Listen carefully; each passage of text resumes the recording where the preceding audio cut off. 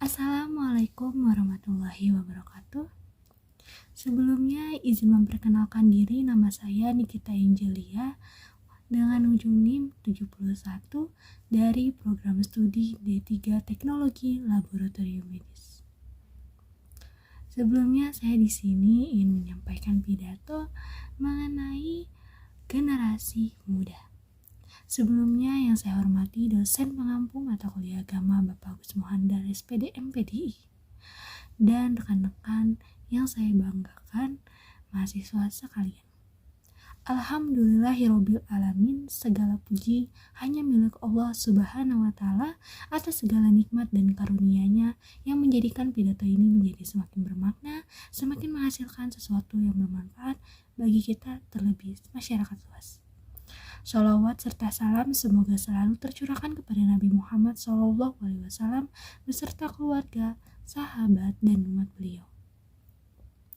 Pertama kalinya saya ingin mengucapkan terima kasih atas kesempatan yang diberikan kepada saya untuk sedikit menyampaikan pidato yang insya Allah bertemakan tentang generasi muda. Hadirin yang saya hormati, jika kita berbicara tentang generasi muda, khususnya di Indonesia, kita pasti bisa bercermin pada kondisi mereka pada saat tahun 1900-an, di mana generasi muda pada saat itu dikenal sebagai pemuda yang menjadi perintis munculnya persatuan dan kesatuan dalam cakupan simbiosis tanah air, kebangsaan, dan nasionalisme melalui Sumpah Pemuda.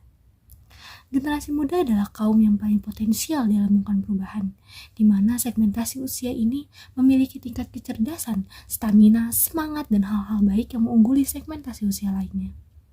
Oleh karenanya, pemuda dikatakan sebagai pionir utama yang sangat berpengaruh terhadap peradaban di masa datang. Namun, bagaimana ya kondisi generasi muda di Indonesia pada saat ini? Banyak sekali para pemuda yang terjerumus narkoba, pergaulan bebas, tawuran, dan beberapa kelakuan buruk lainnya. Di sisi lain, beberapa di antara pemuda dewasa juga secara pemikiran telah teracuni oleh doktrin-doktrin berbahaya, radikalisme, paraktisme, hedonisme, dan sebagainya.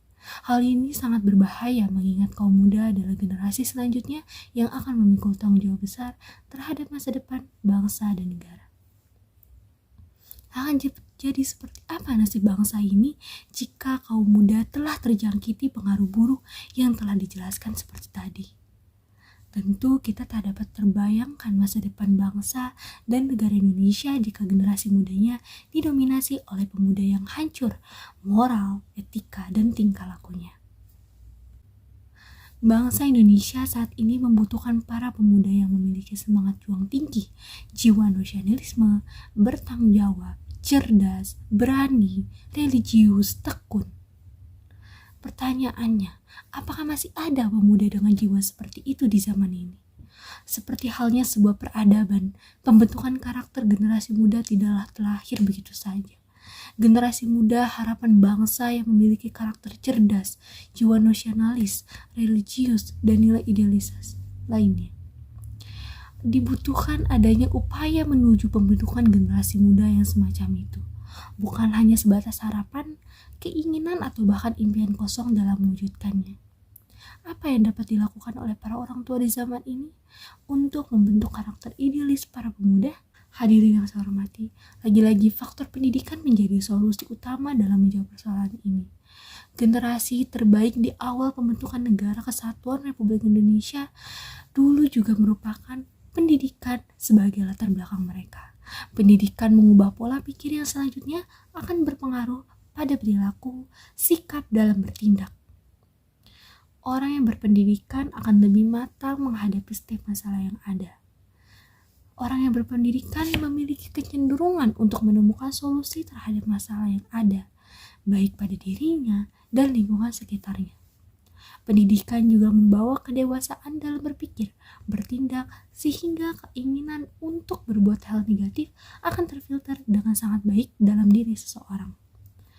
Pola pikir yang berlandaskan pendidikan akan membuat seseorang berpikir terlebih dahulu sebelum berbicara, terlebih dalam melakukan tindakan apapun, sehingga perilaku, buruk, negatif akan mudah terbendung dengan adanya pola pikir yang berlandaskan pendidikan. Di sisi lain, pendidikan juga memuat nilai-nilai karakter yang bertujuan untuk membentuk pribadi generasi muda yang cerdas, berakhlak, bertanggung jawab, nasionalis, cinta tanah air, disiplin, dan sebagainya.